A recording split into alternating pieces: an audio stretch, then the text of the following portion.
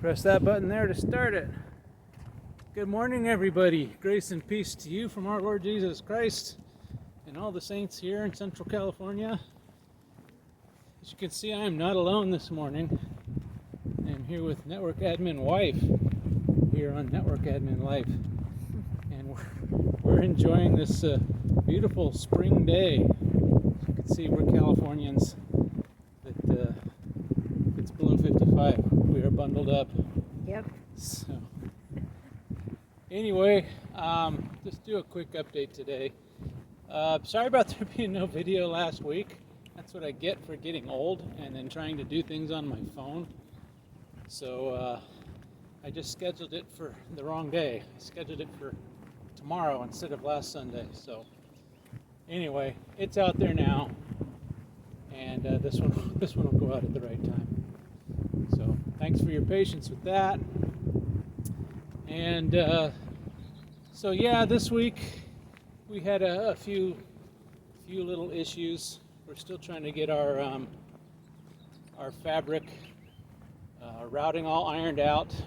We got some issues with networks just dropping off due to high CPU utilization on our core switches, which they have extremists looked at a bunch of logs, and they have now determined that that seems to be due to a lot of topology changes going on that Spanning Tree is reporting.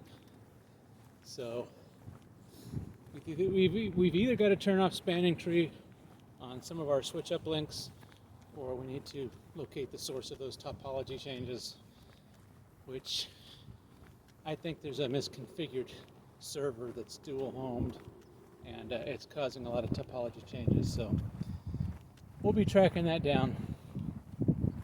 So that's the update there. Other than that, we haven't really done too much on it other than take lots of logs and tech support files and send them to Extreme, and they've been looking at them. So sorry for the huffy puffy sounding out of breath, but we're walking faster than normal, so because we're actually exercising today. So I thought I'd also talk about another aspect of being a network admin, and that's the concept of being on call. So you generally don't have a lot of people taking care of the network, and the network works even when you're not there. So if it goes down, somebody's got to fix it, right? So that's why most likely you'll be on call. So if the network goes down in the middle of the night, they're going to call you. Some companies, they pay you for it, some don't. It's just expected. I'm very fortunate in that my company does pay me for it, so that's good. But it's something you got to get used to. Is you never know when that phone's going to ring. So I'm recording this on my phone right now. Theoretically, it could ring right now, and I'd have to stop the video and answer it. And I've gotten to the point now where my heart stops every time my phone rings. Had that happen to me the other night, and it ended up being my sister. I almost didn't answer it. So anyway, and it's not just the effects it has on me, but there's the effects it has on family. So network admin wife here has to put up with a lot of phone calls in the middle of the night. We got one the other night, right? Yep. 2 a.m. I think. 2 a.m. Yeah, that was fun. And then a week before, I was on phone calls off and on all weekend. And then yesterday was Friday, and you guys probably don't know, I work a 4x10 work week, so I work Monday through Thursday, 10 hours a day. I'm off on Fridays.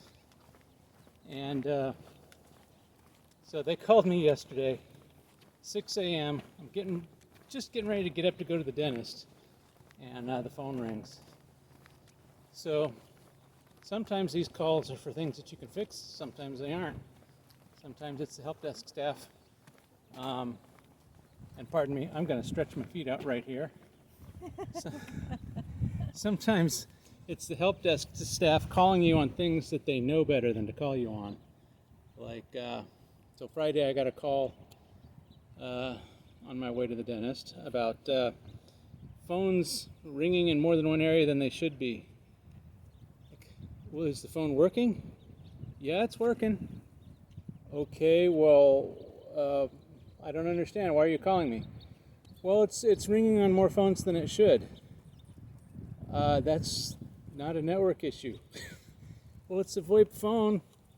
Yeah, but that's not a network issue. You need to call the telecommunications guys and have them take care of it. So, yeah, that was fun. And unfortunately, that didn't just affect me. It affected my beautiful wife. And I'm going to switch sides because I had to switch arms because this arm's getting tired of holding the stupid selfie stick. Okay. So, well, how does that affect you with all these calls coming in? What do you think about that? Well, it disrupts routine if it calls during the day, or they call during the day, but at night it does get your heart going because you don't know what it is. Because we have elderly parents, could be a call from them. But it does make me tired when they do call in the middle of the night. So it does affect me the next day. Yeah, and it affects my work performance the next day, especially when I've been called at 2 and then I got to go to work at 6 a.m. So I don't even remember what that 2 a.m. call was about. Oh, yeah. Kevin? Yeah, so they called me about the lab results weren't flowing into our electronic medical record provider, and it's not something I handle. I said, well, it's Cerner. Cerner is the name of the company. I asked the help desk lady, can you get to Cerner? Well, yeah, but it's reporting a network error. Well, can you get to it? Yeah. Can you ping it? Yeah. It's not a network error. Call Cerner. See what their problem is. So she did, and it was Cerner's problem to fix. It wasn't our problem. But then, just as I was falling back asleep, she calls back and says, oh, never mind, it's not your problem, it's a Cerner problem. Now I can't go back to sleep. So I ended up tossing and turning in bed for a couple hours and then just getting up and going into work like at 4:30.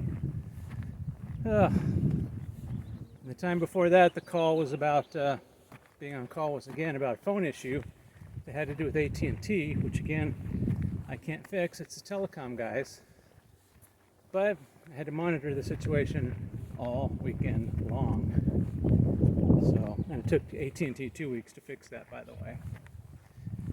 So anyway, that's just, the whole network admin thing might seem glamorous and fun and all that, but there's certain realities of it that are not so fun. So keep that in mind if you're wanting to pursue this as a career, being on call or on standby or whatever your company will call it. It can be very disruptive. Yeah, and I think it's good to have pretty good health, good endurance, if you're going to expect to be on call. Because eventually it wears on your body.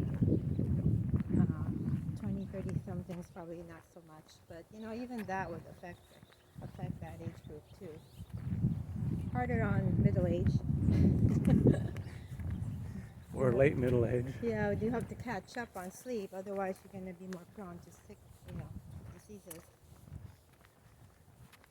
And this lady should start a channel on that. She's a pocket nutrition expert, so you wouldn't know it to look at me, but she knows a lot about nutrition and natural remedies. And I'm going to switch sides again.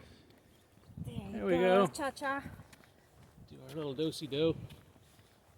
So anyway, you guys write back with some comments to encourage her to start a YouTube channel. She needs to. She knows a lot about nutrition. So anyway, I'm going to cut it right there. Beware the on-call. Beware! And as always, guys, thanks for watching. Thanks for subscribing. If you like what you saw, do hit the subscribe button. Click the like button. I hate it when people say smash that like button. Just click it. And other than that, you guys have a great week. God bless. And we press the button. Bye. Press the button.